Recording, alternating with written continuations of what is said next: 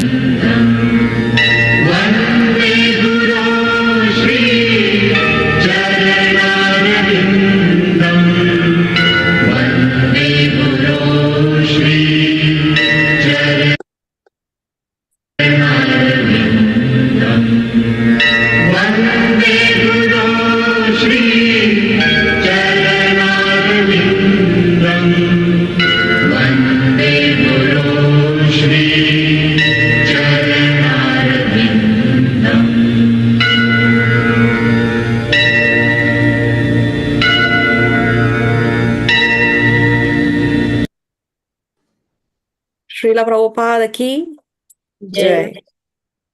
Om Ajnana-timirandasya Jnananjana Shalakaya Chakshurunmilitam Yena Tasmai Shri Gurave Namaha. Nama Om Vishnu Padaya Krishna Prestaya Bhutale Srimate Bhaktivedanta Swamin Iti Namine. Namaste Saraswate Deve Gauravani Pracharine Nirvishesha Shunyavadi Paschatya Deshatarine.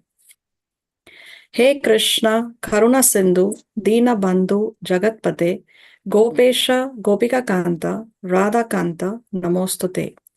Tapta Kanchana Gaurangi, Radhe Vrindavaneshwari, Vrishabhano Sute Devi, Pranamami Haripriye. Vancha Kalpa Taruvyascha, Kripa Sindhu Vya Evacha, Patitanam Pavanebhyo, Vaishnavebhyo Namo Namaha. Jai Shri Krishna Chaitanya, Prabhu Nityananda, Shri Advaita Gadadhar, Shrivasati, Gaura Bhakta Vrinda. Hare Krishna, Krishna Krishna, Hare Hare, Hare Rama, Rama Rama, Hare Hare. Please repeat after me. Om Namo Bhagavate Vasudevaya. Om Namo Bhagavate Vasudevaya.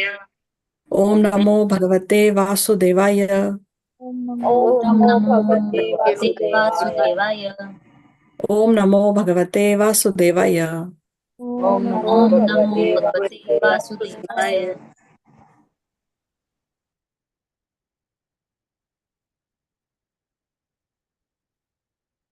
Okay, so we welcome all of you to our weekly Bhagavad Gita classes. Thank you all very much for joining.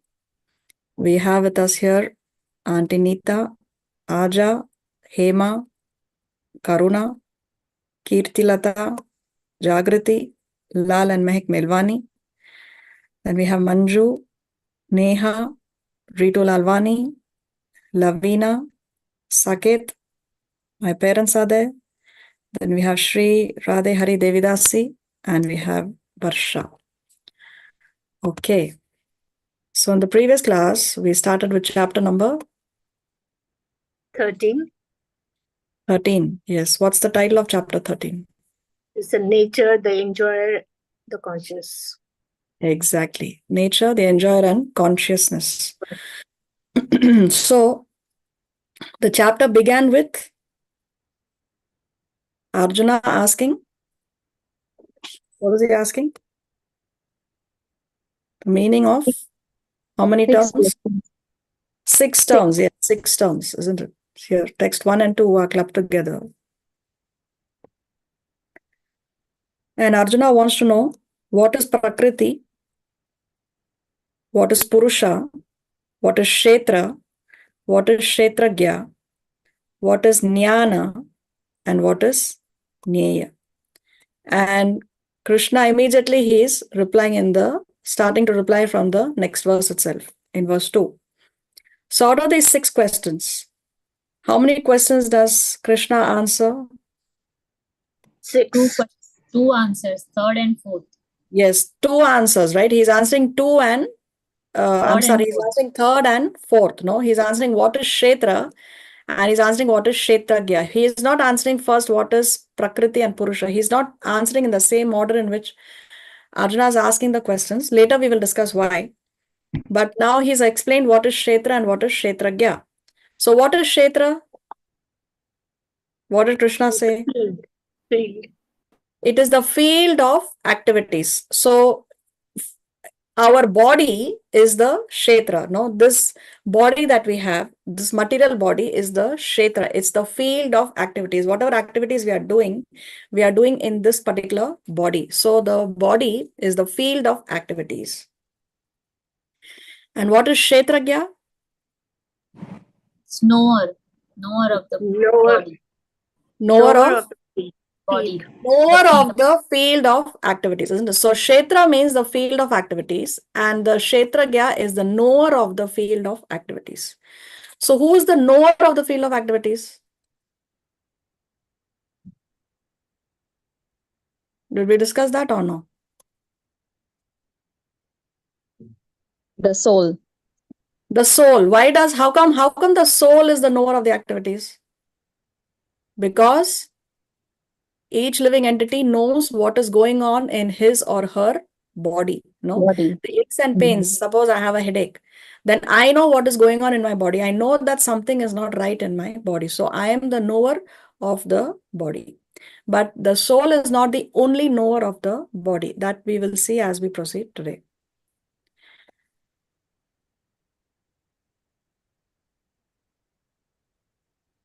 Who can read today? I can read, Mataji. Okay, thank you, Jagrati.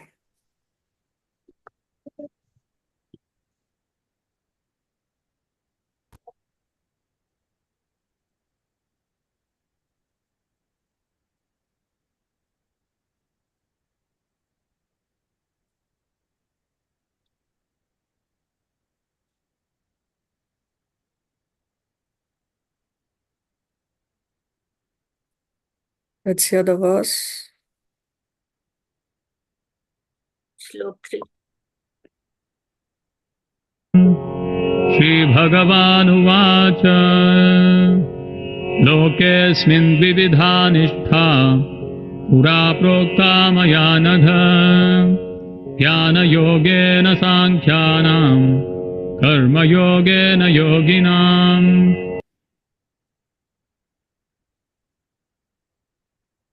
O scion of Bharata, you should understand that I am also the knower in all bodies, and to understand this body and its knower is called knowledge. That is my opinion. Hare Krishna.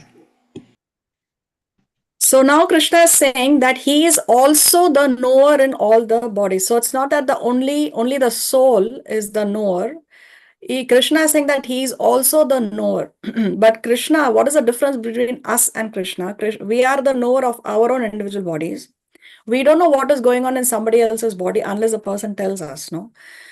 So we are the knower of our own bodies, but Krishna is the knower in all the bodies. Krishna knows what is going on in all the bodies because, of course, Krishna is God.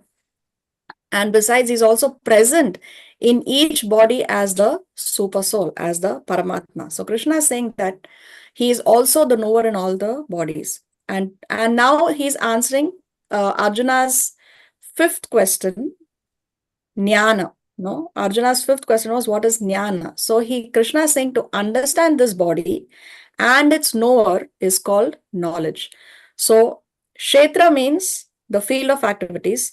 Kshetragya means one who knows the field of activities. So there are 2 Kshetragyas. There are 2 knowers of the field of activities. One is the soul and the other is the super soul.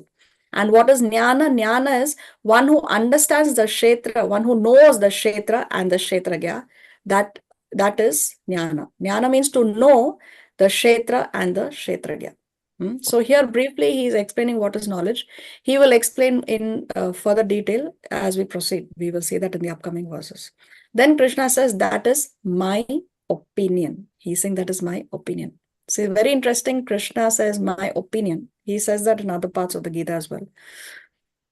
So one may wonder, why is Krishna saying my opinion? Because see, usually Prabhupada, if anybody would say, but Prabhupada would preach from the Shastra, of course, then somebody would say, no, but in my opinion, so and so. Then Prabhupada would just blast the person, no, because he would say, what is the value of opinion? Nobody's opinion has any value. 100 people can have so many opinions, no, but the absolute truth is that which is written in the Shastra. The absolute truth is that which is coming from Guru, Sadhu, and Shastra.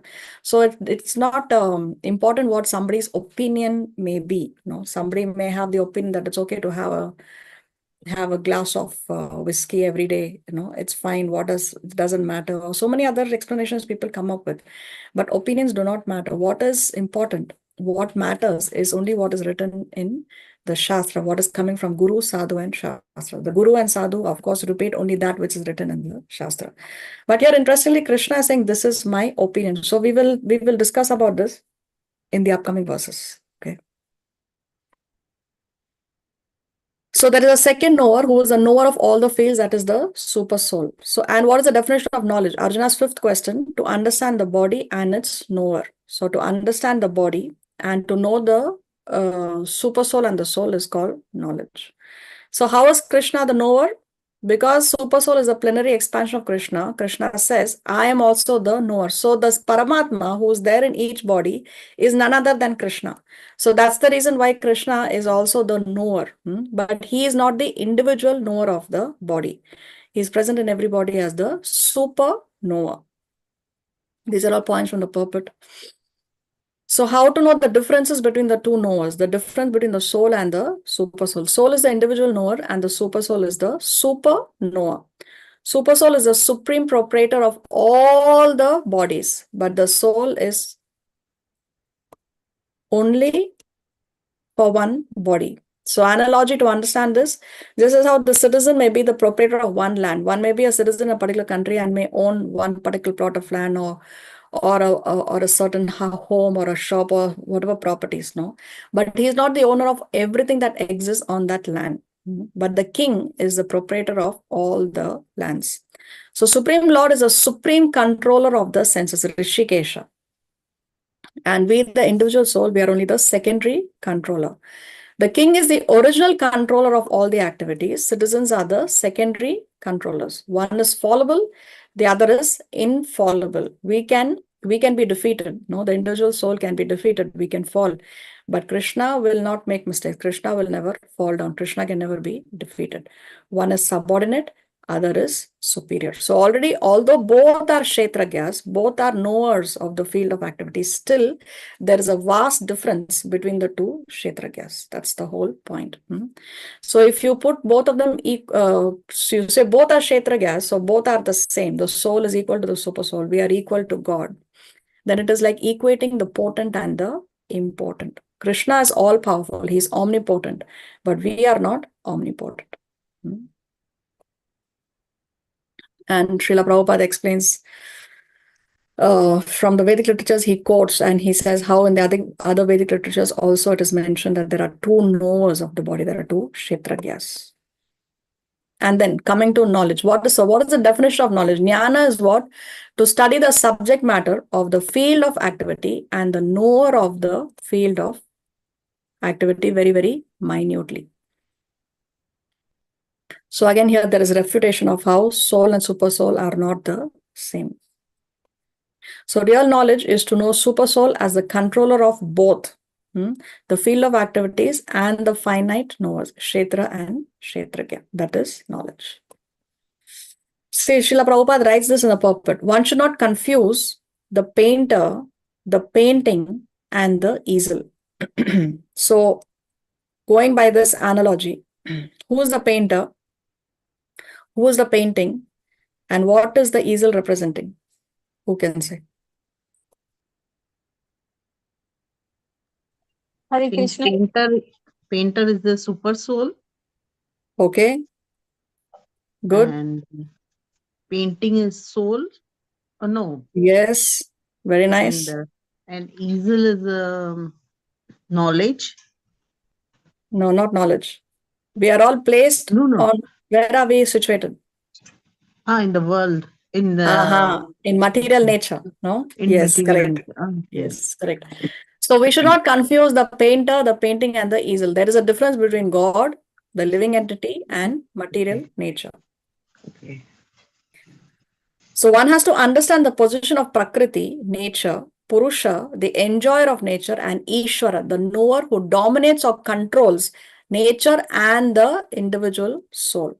So we should know the difference between Prakriti. Prakriti is material nature. So we are all in this material nature, and the Lord is dominating us. No, so this painter is he paints according to what he. Here in this case, of course, the painter can paint whatever he wants, but we have to remember that this is a generic, general statement. There is one thing, if you want to be more specific, what is the one thing that is not depicted in this analogy? That we all have our minute independence. No? Yes, free will. We all have our free will. We all have our minute independence. No, that is not depicted in this particular example. But of course, here we have to understand that here it's only a general example to understand the difference between Prakriti, Purusha, and Ishvara. The Lord is the supreme controller who dominates both Purusha and Prakriti.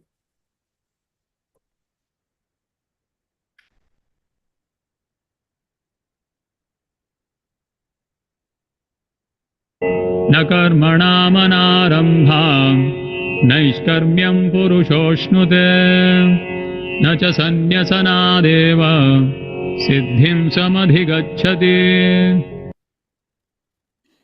Translation. That's not correct. That's not correct. Now The please hear my shlokas, Shlok 4. yeah, but the shlokas are different, I think so. The shlokas are different.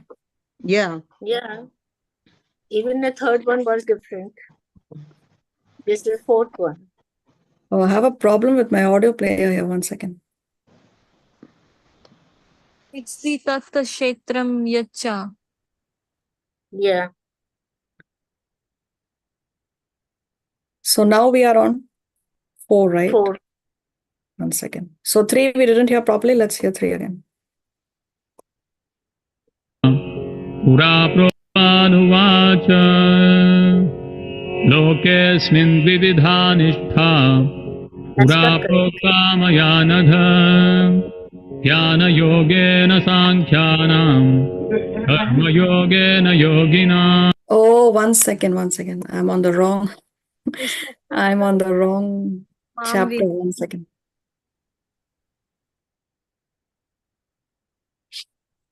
I'm not able to play it from my. Así es como hicimos que nuestro flujo de trabajo empiece. 1 second.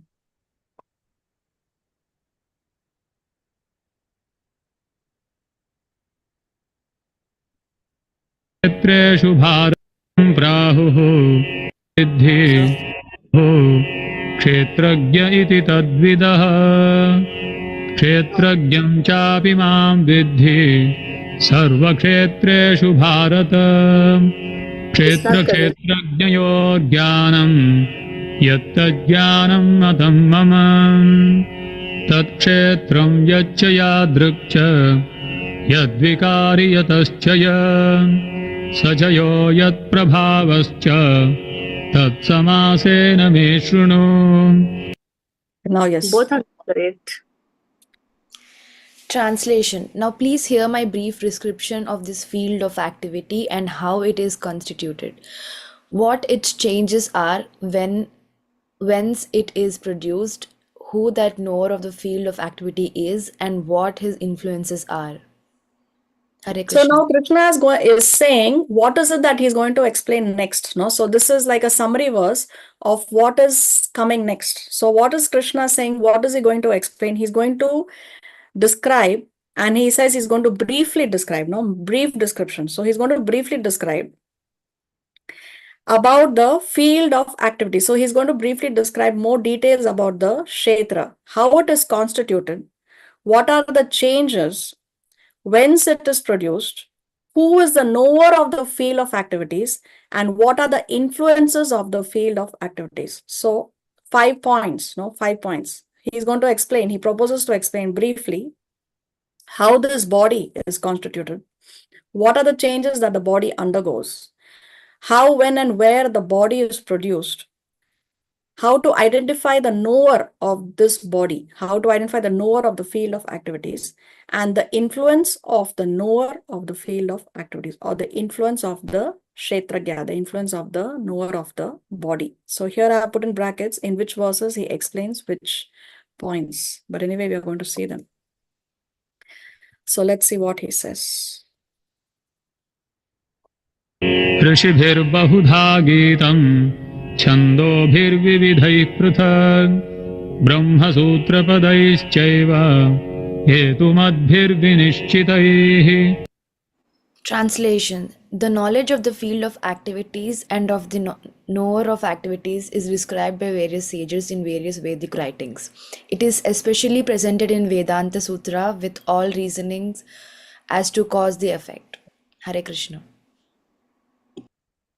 So that knowledge of the field of activities and of the knower of activities is described by various sages in various Vedic writings. So Krishna is saying that what the knowledge that of that field of the kshetra and the kshetragya is also described by the various sages, where it is described in various Vedic writings. And here Krishna also is giving the reference where it is specifically presented in the Vedanta Sutra. Krishna is saying. So Krishna is here giving shastric evidence that what he is saying is also present in the Shastras, especially present in the Vedanta Sutras, and it is also described by various sages. Now, question: who is subordinate to who? Shastra is subordinate to Krishna, or Krishna is subordinate to Shastra? Is Krishna subordinate to Shastras? Okay, where is the Shastra coming from? What is the origin of all the Shastra? Krishna. So who is subordinate to whom? Shastra. Vedas, Shastras, Shastra is subordinate to Krishna. Krishna, because all Shastra is coming from Krishna. Remember, at the dawn of creation, we have described how all this Vedic knowledge was passed down to Lord Brahma via the sound vibration of Krishna's flute. No, so whatever Krishna speaks, that is Shastra. No, he's the lawmaker. But even Krishna, although Krishna is superior, no, he's the highest authority on Vedic knowledge, even he is giving Shastric reference. Even he is giving Shastric reference. Although Shastra is subordinate to Krishna, what could be the reason? What is the reason that Krishna is giving Shastric evidence, although Shastra is subordinate to Krishna?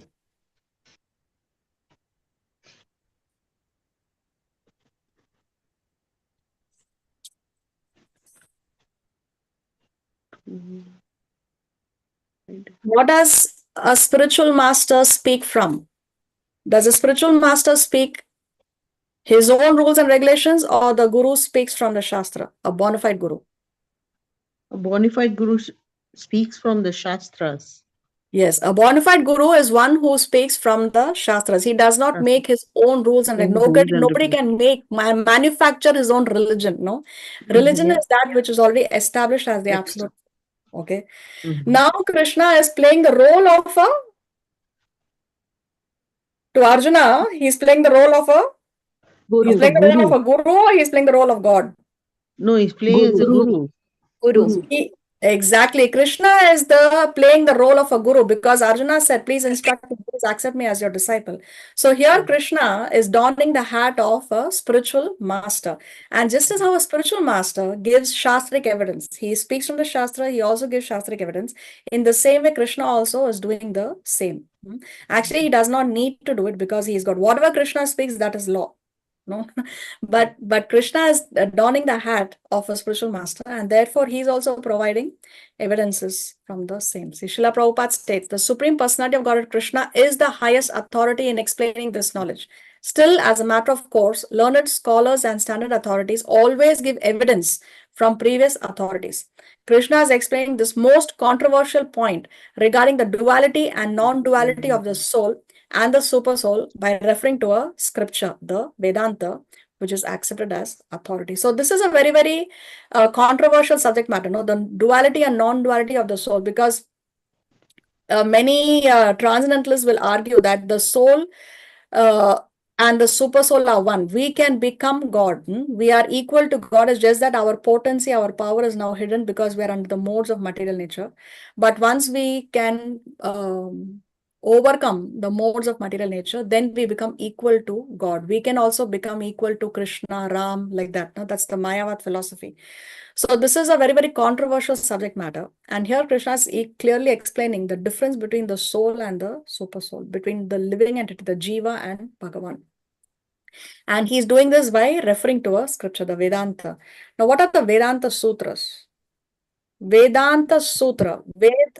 Vedanta means Veda Anta. Veda. Anta means conclusion and Veda means Veda. So Vedanta means the conclusion of all the Vedas. And Sutra means code language, no? Code language. So all the Vedas, they are explained in code language, in one-liners, no? One-liners, so that the huge voluminous philosophy can be condensed and presented in a shorter form. So it is in code language. So Vedanta Sutra is the conclusion of all the Vedas. Now, Srimad Bhagavatam is a natural commentary on the Vedanta Sutra, which was composed by Srila Vyasadeva. So here Krishna is saying Vedanta Sutra. See, Vedanta Sutras are in code language. Therefore, it's difficult for one to understand. One should be expert in understanding this knowledge to be able to understand Vedanta Sutra.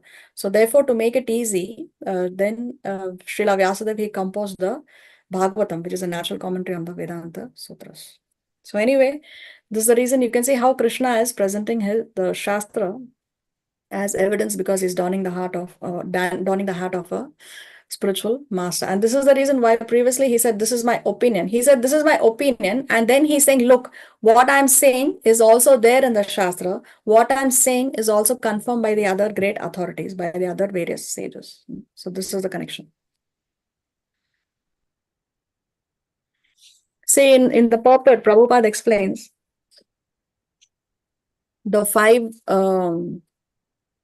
coverings of consciousness. So to understand that, let's try to understand this. The Vedic system by which one progresses in self-realization are divided into 2. One is a direct method and the other is indirect method. Direct method, of course, is hearing from Guru, Sadhu and Shastra, which we have discussed many times. But there is also an indirect method. The indirect method are of 2, Vyasti and Samasti. So Vyasti means from individual to universal. And Samasti means from universal to individual. Now, what does that mean? See, let's read here. There are basically 2 Vedic systems by which one progresses indirectly in self-realization. One is called Vyasti. Now, what is this Vyasti system? A person directs his meditation towards the self and thus seeks to understand the absolute by considering himself a fragment of the Supreme. For example, we can study the nature of the entire ocean by scrutinizing a drop. So Vyasti system is like you study the drop of water in the ocean and then you see what is the composition of that drop of water. What is the nature of that drop of water? What are the different minerals it contains? And then you draw the conclusion that the entire ocean has these minerals which are contained in this drop of water. So Vyasti means from individual to universal. So one may study that, okay, I have a form. So therefore, God also has a form. No, so Vyasti means from individual to universal. Now, the second indirect method is called Samasti. In Samasti, one studies the entire universe, considering it as the body of the Supreme. So the whole universe is studied while considering the whole universe as the body of the Lord. So that is from universal to individual, because you're studying the whole universe as the body of the Lord. Now, in this, in the purport, Prabhupada is addressing the Vyasti system. Now, in this Vyasti system, there are 5 sheets or coverings of consciousness. What are the coverings of consciousness? Annamaya, Pranamaya, Jnanamaya, Vijnanamaya, and Anandamaya. Okay, but before that, we see Lavina, you have raised your hand. Yeah, actually, I wanted to know. I was not able to understand the Samasti, this thing. Can you explain? So Samasti system means one is studying the whole universe. How do you draw conclusions of the entire universe? You consider the whole universe to be the body of the Supreme. Like for example, when we saw the universal form, no, we saw that how the eyes and the moon are the eyes of the universal form of the Lord, like that. So the whole universe is considered to be the body of the Lord, like that. It is complicated, but we don't need to go into many details. It's not important for devotees because we don't have to do all these things. No, we just chant Hare Krishna and we are happy. It is very technical, but I put it here because Srila Prabhupada is actually explaining in the purport the 5 coverings. So how to understand these 5 coverings? Therefore, I put these other details here. But it's enough for us to know in Vyasti system, the study is from individual to universal. In Samasti system is from the universal, we draw conclusion to the individual. In the universal, we see the whole universe as the universal form of the Lord. That's all. Okay. Okay, thank you. So the sheets or coverings, no, there are, so the consciousness has different coverings. So these, what are these different coverings? Annamaya, Pranamaya, Jnanamaya, Vijnanamaya, and Anandamaya. Now we will see these in details. What are these sheets or koshas? So these are the different coverings of the consciousness of the living entity. So the original consciousness of the living entity is pure consciousness. No, the jiva, the soul, his original consciousness is pure consciousness. There is no contamination. But then when we are in this material world, then there are different coverings. No, the consciousness is covered by different levels. There are different levels of consciousness. So there are 5. Now what are they? First we will see what is Annamaya. Anna means what? Food. Food, yes. So Annamaya, the first covering, is the most primitive form of consciousness. In this consciousness, we view everything as food. Everything is seen as food. So this is mostly in the animalistic kingdom.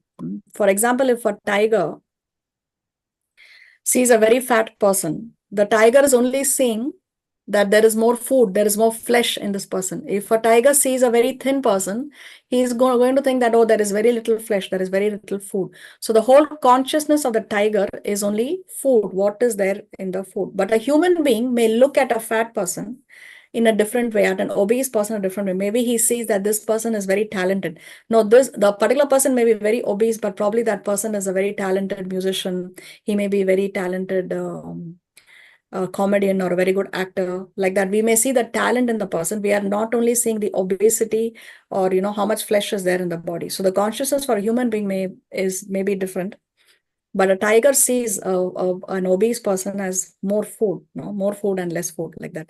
So the whole consciousness is of the person is that views everything as food.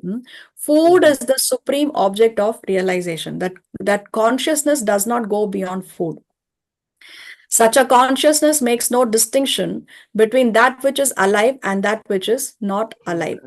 One with such an understanding has no awareness of his own existence as separate from the existence of all else.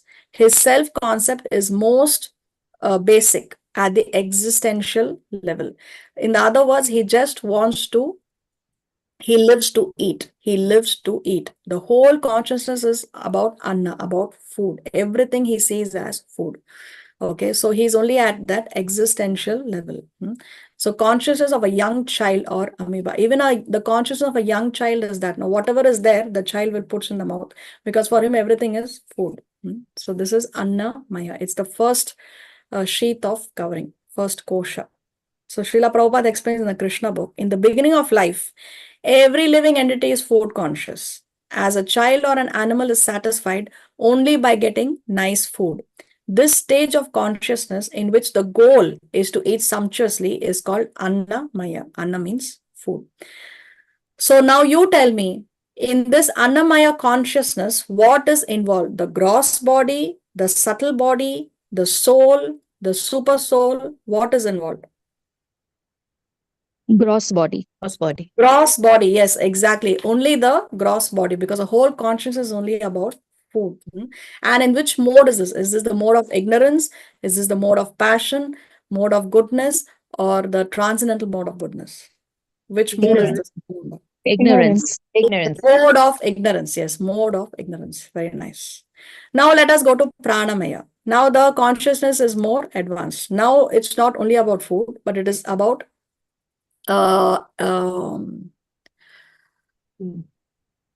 surviving, no? Survival. Life. So one wants to survive. One wants to be alive. Prana means life. So realizing the supreme absolute truth in living symptoms or life forms, one seeks to preserve his life. When we come to the stage of pranamaya, our consciousness advances to an awareness of and an identification of our own active life symptoms. So it's not just about food, it's about we want to survive, we want to live. In the jungle, what is the rule? Survival of the fittest. So they are not only conscious of I want to get food, but they're also conscious of I want to save myself from being attacked by the wild animals. So the animals are taking the proper precaution of not going to a place where the tigers are are present, or saving themselves, or any kind of defense mechanism that may have, like the tortoise, for example. The tortoise has a natural defense mechanism of how withdrawing the limbs. As soon as it sees a danger, the tortoise will withdraw its limbs so that the wild animals cannot attack the tortoise. So like that, the consciousness here is I want to survive, I want to live. We thus see the external world according to a unifying principle of survival. Again, this realization or level of self-identification is provided by the absolute truth. Materialistic human society more or less exists only on this primitive level of realization. So the human society mostly is on this pranamaya stage. I want to survive. I want to survive. So there is cutthroat competition in our jobs, in our companies. I want to survive. I should have a good salary. I should be able to live my life.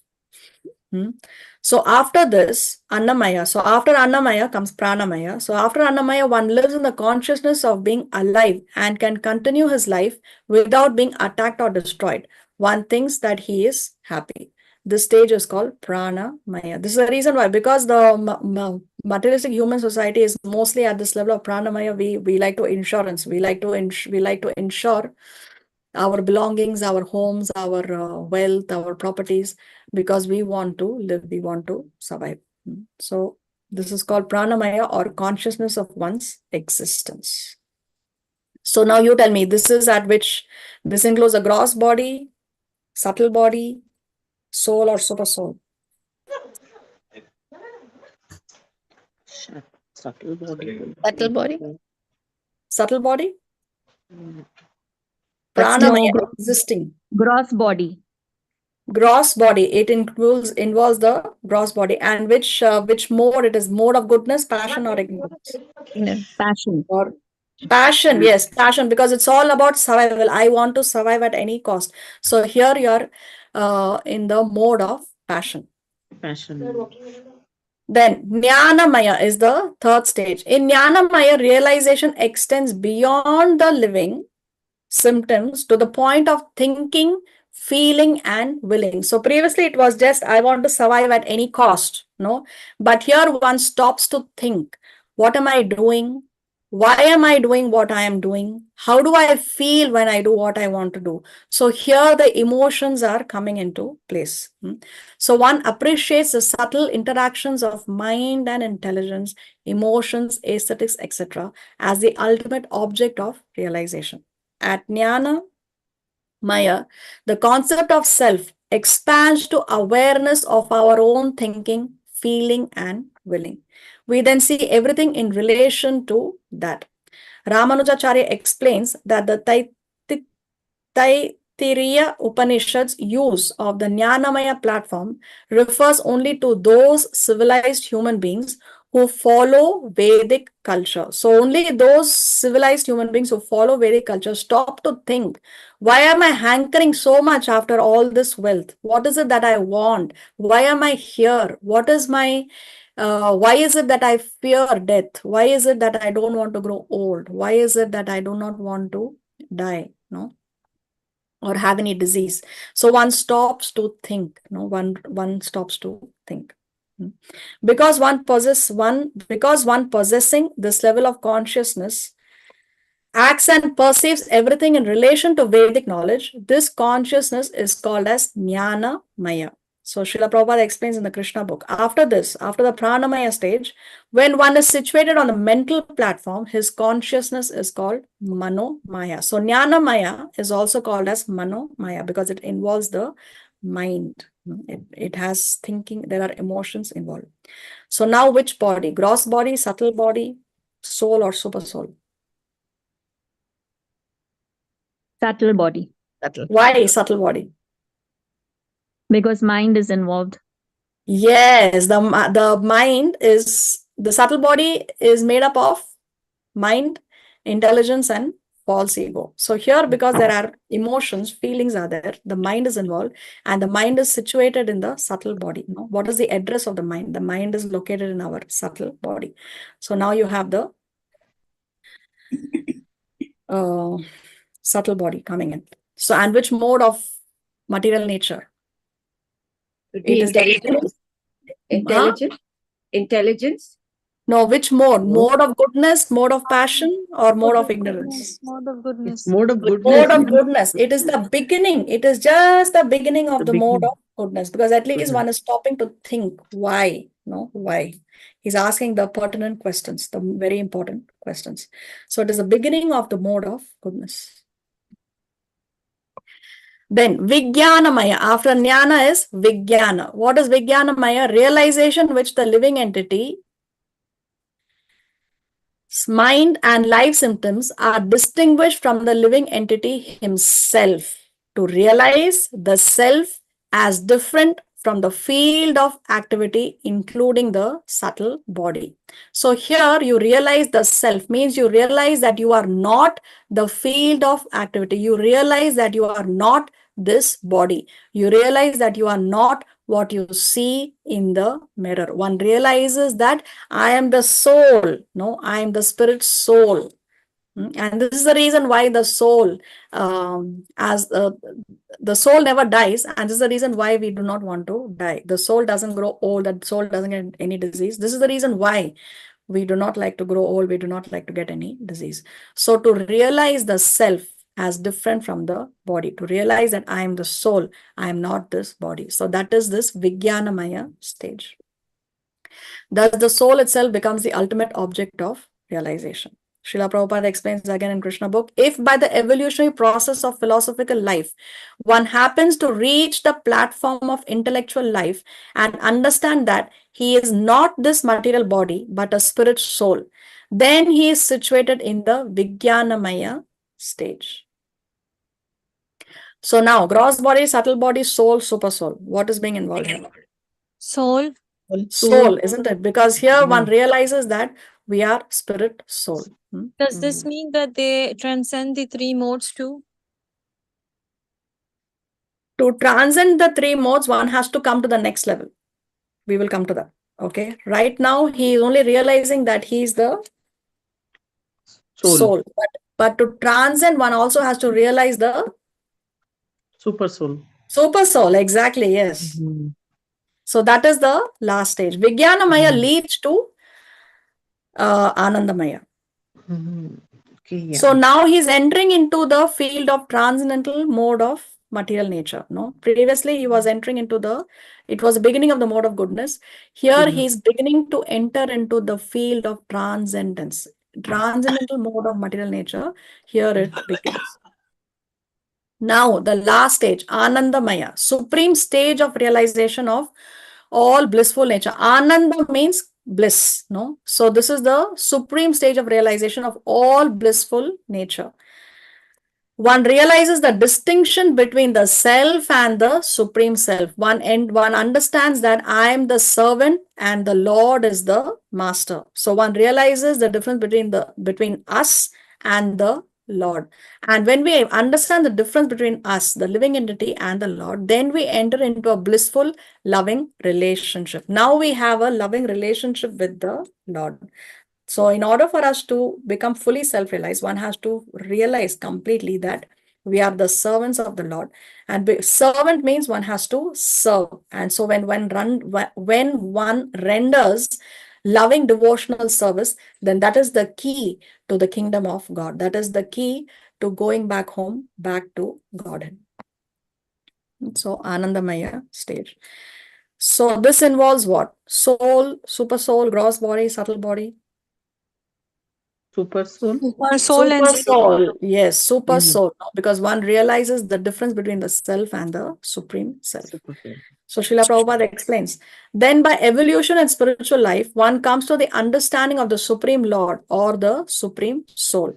When one develops his relationship with him and executes devotional service, that stage of life is called Krishna consciousness, the Anandamaya stage. So this Anandamaya stage is what Krishna consciousness is all about. Anandamaya is the blissful life of knowledge and eternity. So here this you have a summary. stage where you transcend the three modes. Yes, most definitely. So Annamaya, awareness of food, Pranamaya, awareness of one's own active life symptoms. So one wants to survive. Here one wants to only eat good food. Here one wants to survive, no? And so see, when one is in awareness of food, if you say, like say people who only want to see food that is tasty and delicious, they will enjoy, they will eat. But here in Pranamaya, one wants to eat healthy food, no? Something may be very tasty, but not so healthy. They would still prefer that food, no? So awareness is we want to survive. So here he is not only thinking about tasty food, but he wants to have healthy food because he wants to survive. He wants to live. Jnanamaya, awareness of one's own thinking. So here one stops to think, what is it that I am doing? Why is it that I want to eat healthy? Why is it that I want to live a long life? No, one stops to think. So here you bring in the emotions. Then you realize, oh, the reason why I want to live long, the reason why I want to eat healthy, the reason why I do not want to get diseases, because I am the spirit soul. And the spirit soul does not die, does not get any disease. So that is Vijnanamaya. Then Anandamaya, okay, I am the spirit soul. So who is my master? Where have I come from? How did I come into existence? And how come I am in this material world? If I am not, if the soul does not die, no, if I am not supposed to get any disease, I'm not supposed to die, why is it that death is forced upon me? Why is old age forced upon me? Why am I forced to get any disease? So then one understands that, okay, actually I'm coming from the super soul, from Krishna. No, I'm a part and parcel of Krishna. I'm coming from him. But I'm here because I disobeyed God, because I wanted to be equal to God. I wanted to enjoy independent of him. So then that awareness comes in Annamaya stage. So this is the stage. So these three stages, Annamaya, Pranamaya, Jnanamaya, are still at the material level of consciousness. Vijnanamaya leads to Anandamaya, and Anandamaya leads one to the kingdom of God.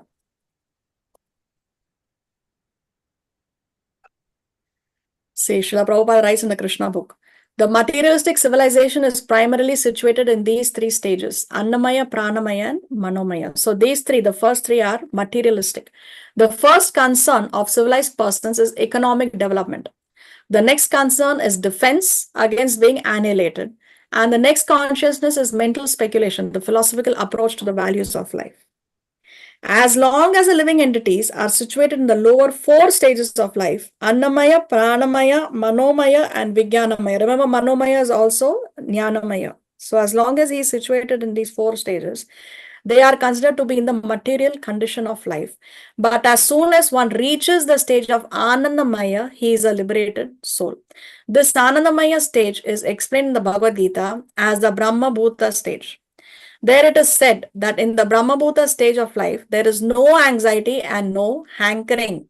So when one is completely in Krishna consciousness, even if you are in the material world, there will be no anxiety and no hankering because one is situated in Krishna consciousness, even though one may be present in the material world. So there is no anxiety and no hankering.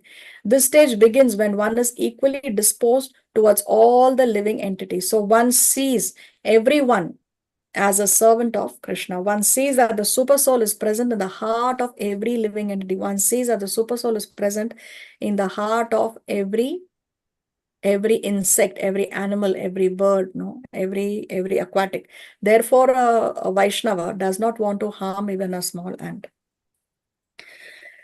This stage begins when one is equally disposed towards all living entities, and it then expands to the stage of Krishna consciousness, in which one always hankers to render service unto the Supreme Personality of Godhead.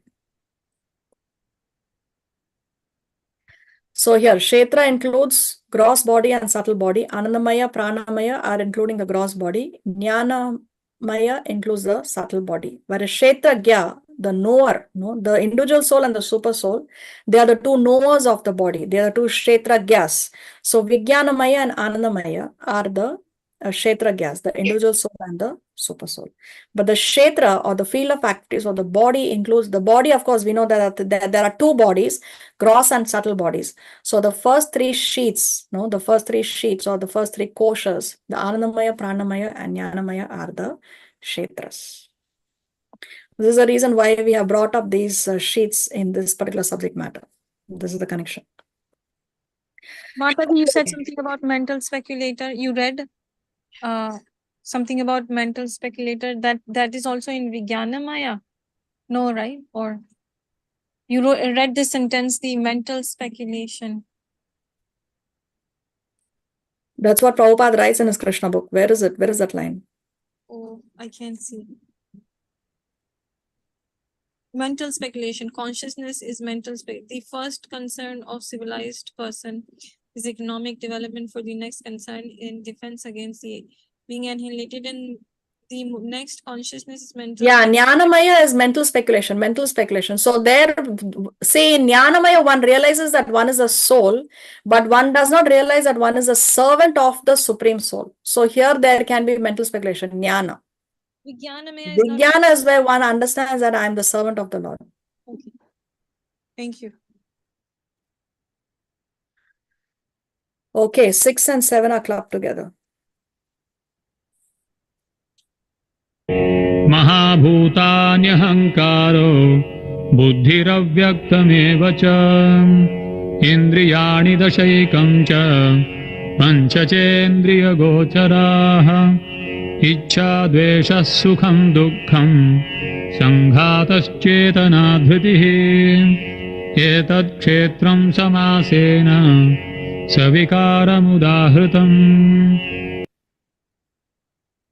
Translation: The 5 great elements, false ego, intelligence, the unmanifested, the 10 senses and the mind, the 5 sense objects, desire, hatred, happiness, distress, the aggregate, the life symptoms and convictions. All these are considered in summary to be the field of activities and its interactions. Hare Krishna. So what is the field of activities composed of? What is the Kshetra composed of? And what are the interactions of these different elements of the field of activities? That is what Krishna is explaining in 6 and 7. So the field of activities or the Kshetra or material nature is composed of 24 elements. What are the 24 elements? The 5 great elements. Now, what are the 5 great elements? What are the 5 gross elements? Senses. Earth, water, fire, Earth, and water, air. Yes, Ether. earth, water, fire, air, and ether. Very nice. So now we are going to see the 24 elements that material nature is composed of. So the 5 great elements, 5. Then we have the false ego, ahankara. So what is false ego? Any identification with the body is false ego. I am man, I am woman, I am Indian, I am American, I am Hindu, I am Christian. These are all bodily identifications. The soul is not within these bodily identifications. So that is called as false ego. Any identification which makes me identify with the body, that is false ego, ahankara. So the 5 great elements plus 1 false ego, 6. Then intelligence. See here, we know the subtle body is made up of mind, intelligence, and false ego. So here is the intelligence, buddhi. Then the unmanifested. Now, what is this unmanifested? Unmanifested, let's see the Sanskrit here is avyaktam. Avyaktam, unmanifested. Now, to understand this unmanifested, we have to understand a little bit about creation. Now, we know that the material world is a dark cloud in one corner of the spiritual sky. So the spiritual sky, of course, is unlimited. So this is the spiritual sky. You can see Goloka is here, which is in the form of a lotus. The petals of the lotus, I mean, the spiritual sky is in the form of a lotus. The petals of the lotus are the Vaikuntha planets. One small corner of the spiritual sky is a dark cloud-like substance. Dark cloud-like substance. Now, this dark cloud-like substance, which is one corner of the spiritual sky, is initially in the unmanifested stage. Unmanifested stage. Later, it comes into existence. Later, it gets not into existence, but it gets activated. No, if we can use that word, activated. Later, it gets activated when the Lord, when Mahavishnu glances at material nature. When Mahavishnu glances at material nature, then he's activating that material nature. So what's happening here? Mahavishnu, by his breathing, he's creating universes. Now, all this is happening within this dark cloud. Okay, remember all this that we are going to see in the upcoming slides is happening in this dark cloud, which is one small corner of the spiritual sky.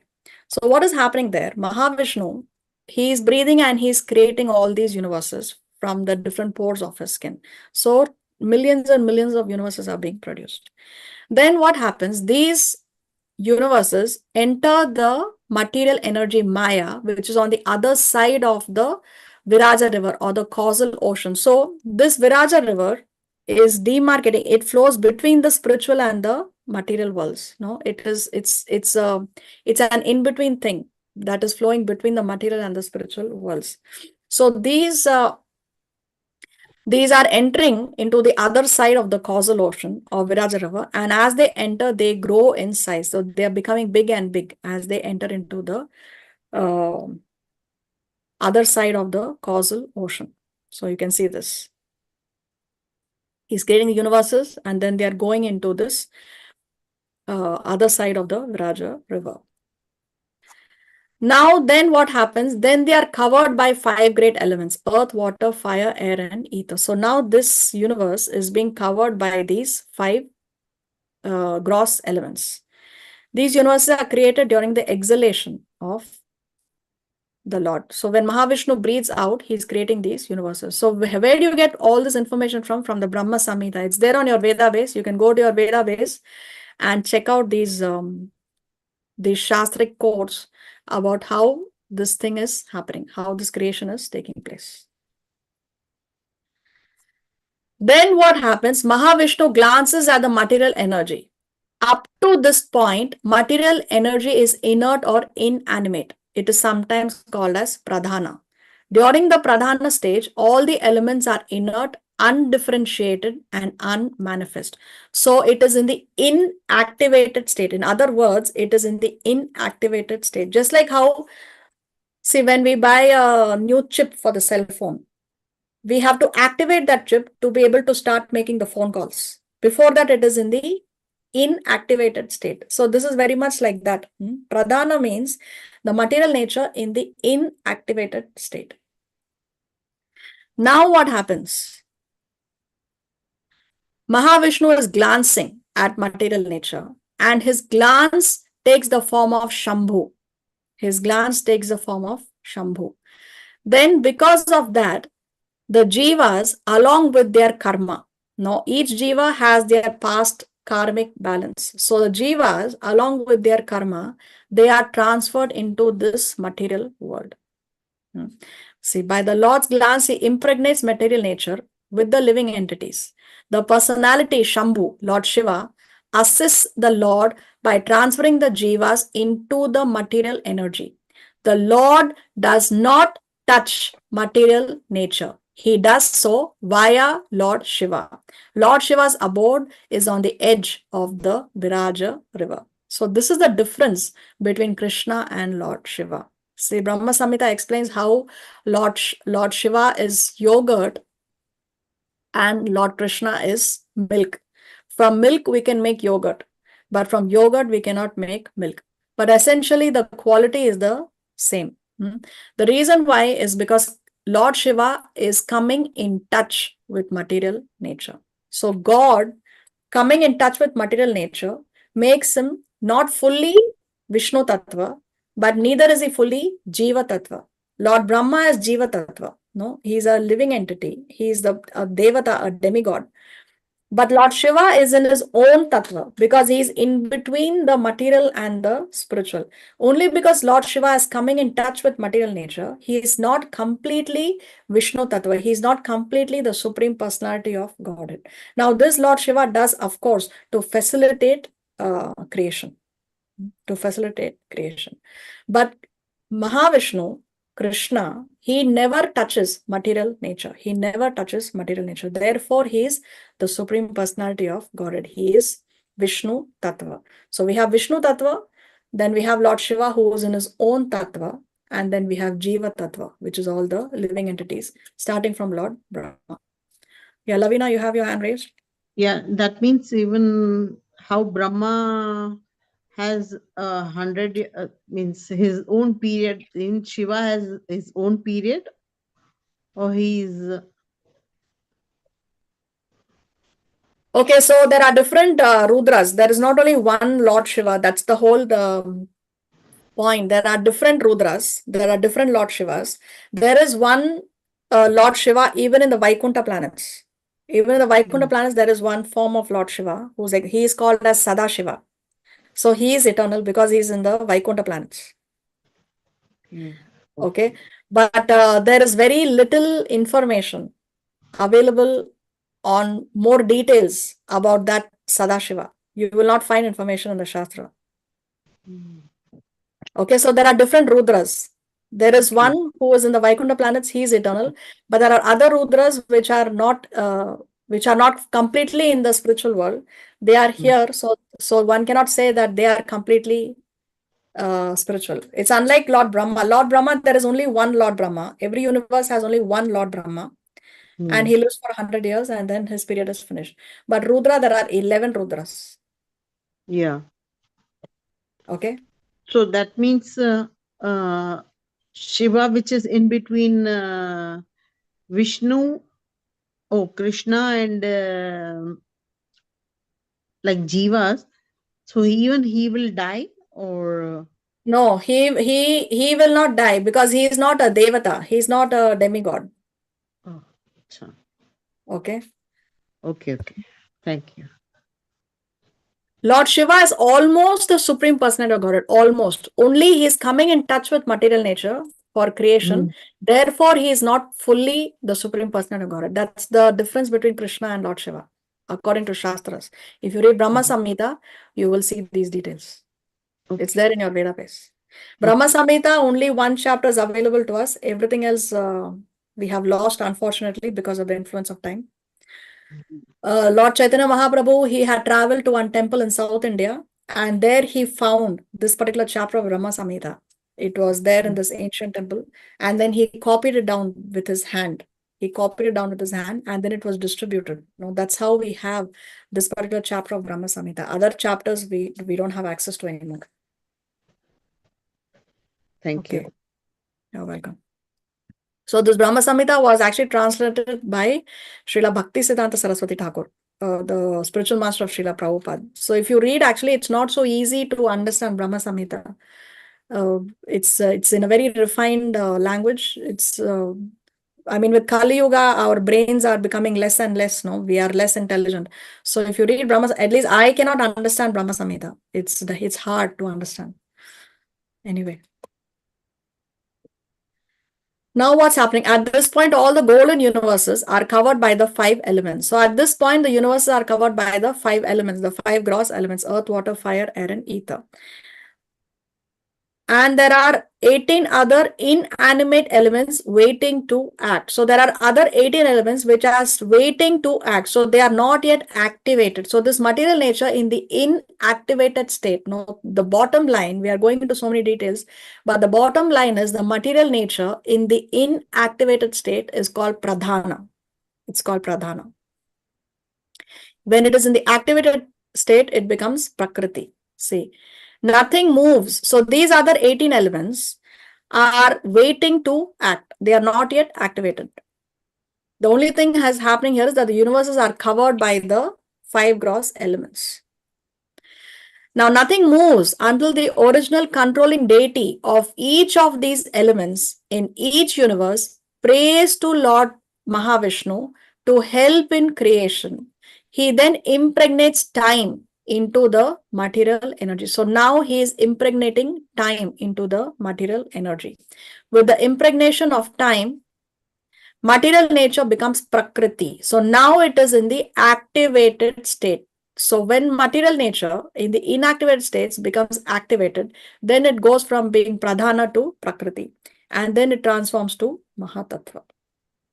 So the 3 stages of matter are compared to a woman. Pradhana stage, who is impregnated, Prakriti stage, and then delivered Mahatattva stage. So in the inactivated state, it is Pradhana, which is just a woman. Then the woman is impregnated. So now the material nature is impregnated, is activated. That is called as a Prakriti stage. And when the whole thing gets rolling, working, functioning, then there is delivery. No? So that is called as the Mahatattva stage. So coming back to here. 8. No, 6. We are still on 6, 7. The 5 great elements, then false ego, intelligence, the unmanifest. So unmanifested means the pradhana stage. Okay, the material, that dark cloud in the inactivated state. Krishna saying the unmanifested. Then we have the 10 senses and the mind. So what are these 10 senses? We have 10 working senses and 10 knowledge acquiring senses. Knowledge acquiring senses are those senses by which we acquire knowledge. So with the eyes, we see something and we acquire knowledge. Okay, this is red color. No, this is a liquid, like that. So we are acquiring knowledge with these senses: eyes, ears, nose, tongue, touch.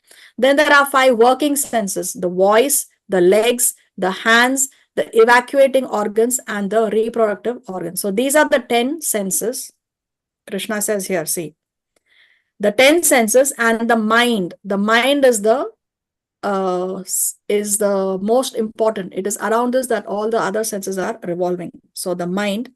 And then you have the 5 sense objects. What are the 5 sense objects? The 5 sense objects are form, sound, smell, taste, and touch. So sense objects means because of the taste the object has, the senses are able to experience that object of the senses. Because of the taste, the tongue is able to realize what is the particular taste in that food. No, so these are the objects of the senses: form, sound, smell, taste, and touch. So how many do we have here? Do we have 24? 5. This is 6, 7, 8 unmanifested. Then 10 senses, 18. Mind is 19. Then 19 plus 5, 24. So we have the 24 elements of material nature. So these are the 24 elements of material nature. Here we have another list. 24 elements of material nature. Now, because of the interactions of these 24 elements, we have pleasure, pain, desire, and hatred. So these are the happening because of the interactions of all these 24 objects. See, what does Krishna say here? Desire, hatred, happiness, and distress. Ichcha, dvesha, sukham, and dukham. So these are all happening because of the interactions of these 24 elements. We have desire in our heart, we have hatred, we have happiness, we have distress. The aggregate, the life symptoms, and convictions. Convictions are something that we believe something, so and so is good, so and so is bad. For example, I may think my neighbor is bad, my neighbor may think that I am bad. So we all have certain convictions, certain life symptoms. We all have consciousness. No, consciousness.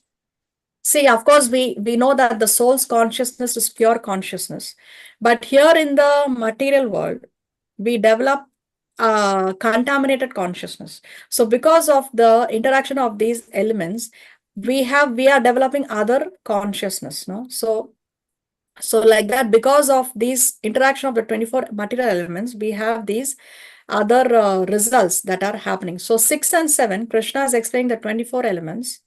And in 6, Krishna is explaining the 24 elements, and 7, he's talking about what happens when the 24 elements are interacting with each other. As a result, what is happening? So desire, hatred, happiness, distress, the aggregate, the life symptoms, and convictions, all these are considered in summary to be the field of activities and its interactions. So here basically Krishna is explaining what is Kshetra, what is this body composed of. So you have these 24 elements. Very technical. As I said, this chapter is a very, very technical chapter, but we don't have to worry about all these technicalities, because bhakti basically is very simple. We just chant and be happy. So don't worry about all these technicalities. Devotees don't have to worry about all these things. Remember, this is the Jnana section of the Bhagavad Gita. Okay, so these we have already discussed.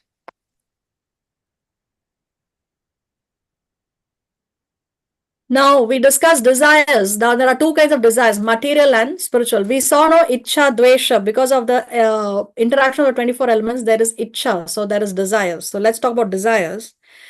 Now desires we get in connection with material energy are material desires. Because of the interaction of these 24 material elements, Krishna is saying that there are desires. So we are getting these material desires because we are in connection with material energy.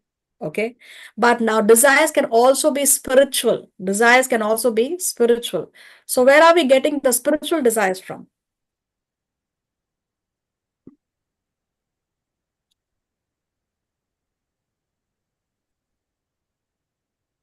From soul. From soul. So we are getting it from the soul because Of the connection with the spiritual energy. yes, see, the soul by itself, it's completely pure. So it's natural, it is inbuilt, it is inbuilt, it is just naturally there in us. No, it is already there in us. It is not that we are, it's not an artificial imposition. No. So Srila Prabhupada explains, Krishna consciousness is not an artificial imposition on the mind. It is the original energy of the living entity. It is the original original energy of the living entity. So imposed condition is enjoyment. That is imposed upon us, that we want to enjoy material nature. We want to enjoy independent of Krishna. But our natural condition is that we are servant of Krishna. That is our original constitutional natural position. Jivera Swarupahai Krishnera Nitya Dasa. This is what is our Swarupa, our original condition, Swarupa of the Jiva. What is the original Rupa condition of the Jiva? Is that we are Krishna's Nitya Dasa. We are eternal servants of Krishna. That's it. If we can just realize this and act on this, then that is the success of our human life. It is a success of our human life. It is a living entity's constitutional position to be an eternal servant of Krishna.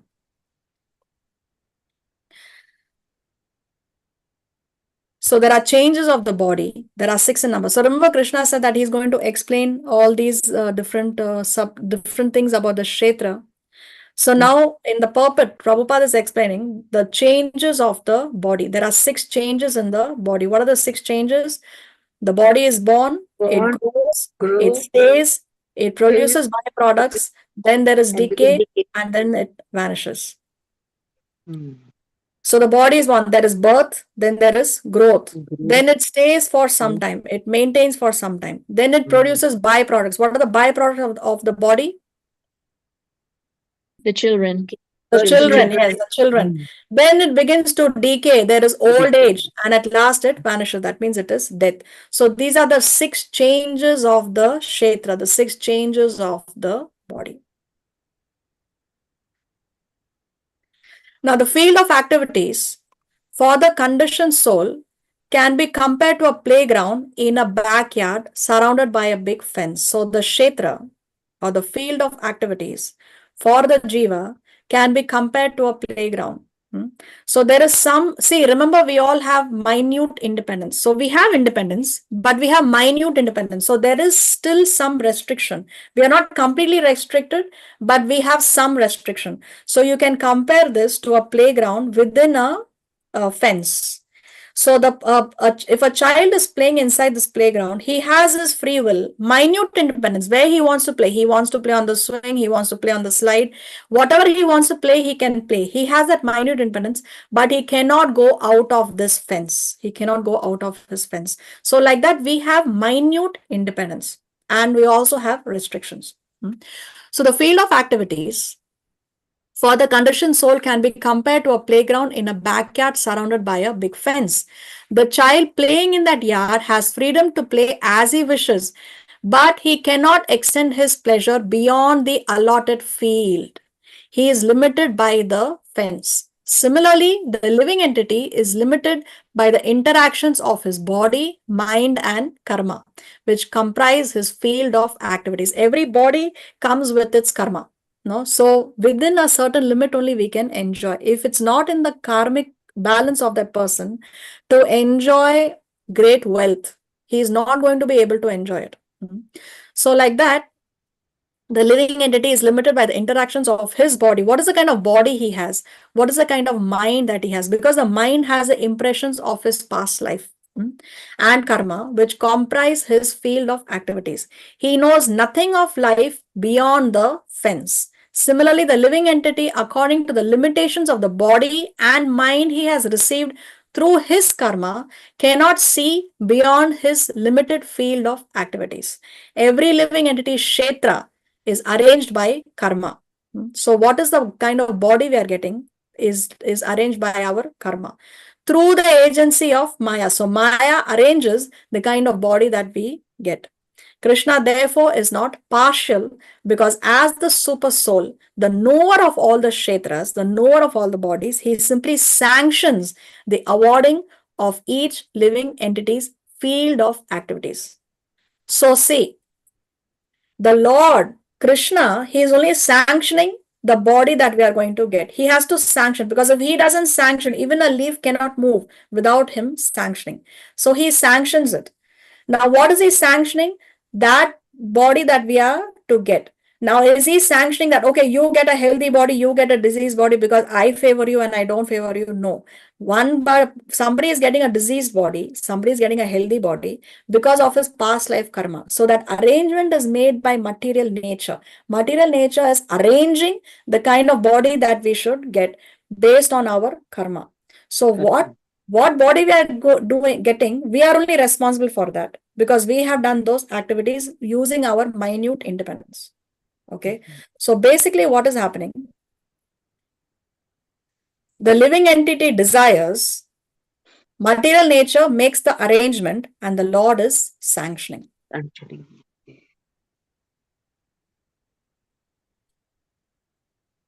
See those. So what is the size of the field of activity? Now, how big is that fence? How much playground we are going to get? And where is the fence going to be placed? Is it going to be very small, medium, big, large, extra large? So what is the size of the field of activities? It is different for different living entities.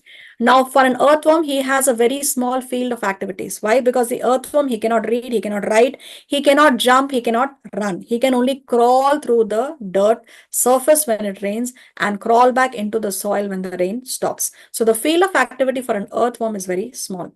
But for a dog, it is larger, because he can run. He can go here and there when it rains. He can look for shelter. No, he can run and he can go out in the sunlight, enjoy. But an earthworm cannot jump or run. So a dog has a relatively larger field of activities, and a human being still larger. A human being can even travel out of the country, go to another continent. Of course, the dog also can, but for that, the dog requires the assistance of another human being. But a human being, so therefore, a human being has a larger field of activities compared to the dog. The dog has a larger field of activity compared to the earthworm. So the size of the field of activities is different for different entities. So the jiva becomes so accustomed to the limitations of one's own body and mind that it develops the frog mentality. So see, we are so used to our kshetra, our body, the limitations of our body, that we are not able to understand that which is beyond this body. So we think that we are very smart. We human beings think that we are very intelligent, and therefore we think that whatever is in the Bhagavatam, for example. Now see, Bhagavatam, the other day somebody was telling me that when you discuss Bhagavatam to somebody who is a non-devotee, because in the Bhagavatam there are things like somebody had 10,000 sons, or somebody went and meditated underwater for so many billions of years. They say, but this is like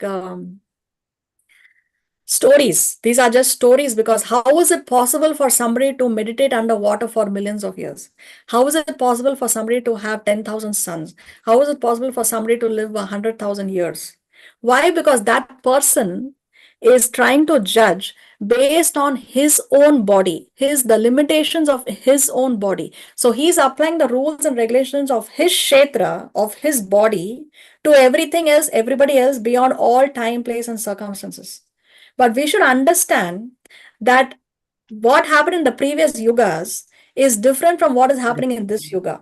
What is happening to other living entities, they are far more advanced. They have breath control. They can control their breath for so many millions of years also, stay underwater for millions of years. It's because we cannot do it in this particular body. We think that nobody else can do it. No. So that is what is called as the frog mentality. The frog cannot accept any truth beyond the well. Similarly, one cannot see beyond one's own field of activity. Just because I have a body that cannot live for 10,000 years, that doesn't mean that people in the previous ages did not live for 10,000 years. So if I think like that, then it means I have the frog mentality. See, let's see a video. Short video. The demons cannot understand that God can be a person. That is demonic. They cannot, because they cannot understand the difficulty. A demon tries to understand God comparing with him. Dr. Frog. That is the story of Dr. Frog. Dr. Frog's thesis.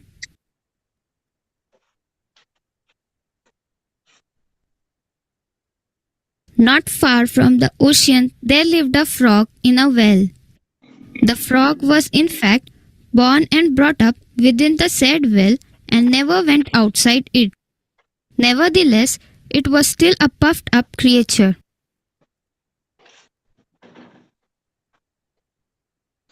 I am the sole proprietor of the well. One day, another big frog from the seaside came across the well, and by chance it fell inside.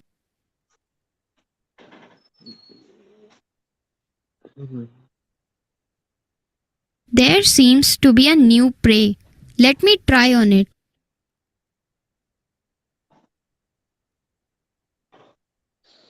No, this is also a frog. The resident frog asked the newcomer,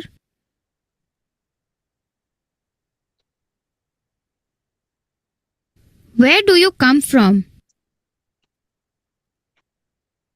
"From the seaside." "How small is the sea compared to my well?" Dr. Frog is trying to understand Atlantic Ocean, comparing with his 3 feet well. That's all. When he is informed that there is Atlantic Ocean, he is simply comparing with his limited space.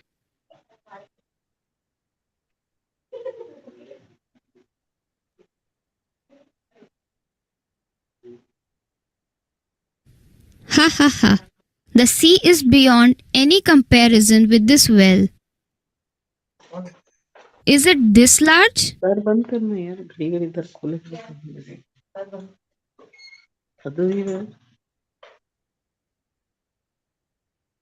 It may be 4 feet, or it may be 5 feet, it may be 10 feet, because he is within 3 feet. His friend informed, oh, I have seen a reservoir of water, vast water. So that vastness is just conjecture. How much the vastness may be? My well is 3 feet. It may be 4 feet, 5 feet. Now he is going on. But he may go on millions and millions of feet, still is nothing. That he doesn't.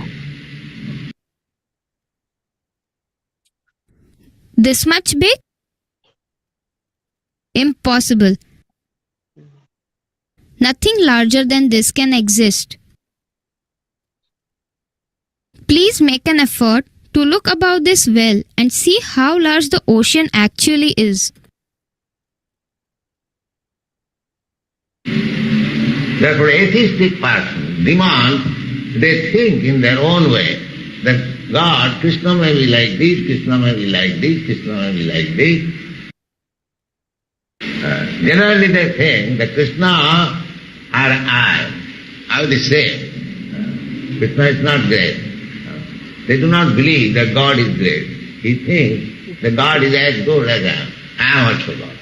This is demonic.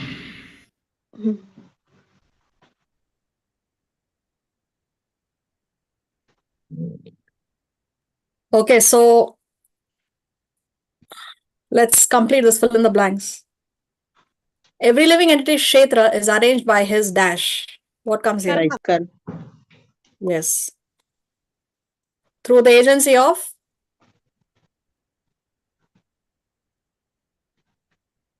Who arranges that body? Through the agency of? Krishna. No, no. Krishna comes later. Through the agency of? Who arranges? Krishna's material nature. Yes, very nice. Through the agency of material nature or Maya, Krishna therefore is not partial because as the dash, as the Karma. As the Super soul.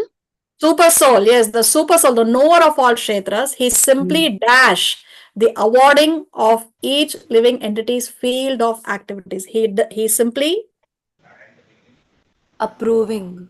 approves, yes, very nice. Approves or sanctions the awarding of each living entity's field of activities.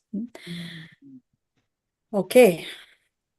So living entity desires, material nature arranges, the Lord sanctions. So in the next class, we will see more. Krishna's going to talk more about jnana, more about knowledge. He's spoken about kshetra in detail. Next, he will speak about jnana. That we will see in the next class of Krishna so sanctions. Srila Prabhupada ki jai. Srimad Bhagavad Gita ki jai. Do we have any questions or comments? Mataji, when will the test be put up? I think today. I think. Thank you. You're welcome. And Mataji, in the slide before the 13.6, can we go there, please? Yes. 1 second.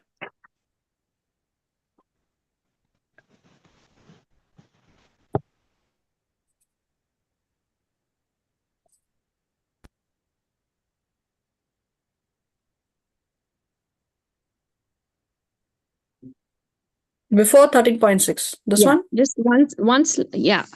The gross body, yeah, that one. No, the one, yeah. The gross body is Anandamaya and Pranamaya, or is Annamaya and Pranamaya? Oh, yes, you're right. I'm sorry. It's Annamaya. No. It was just to clarify. Good. So you hear and see very closely. Thank you. Yeah, you're right. Annamaya. No, thank you. Okay. Anything else?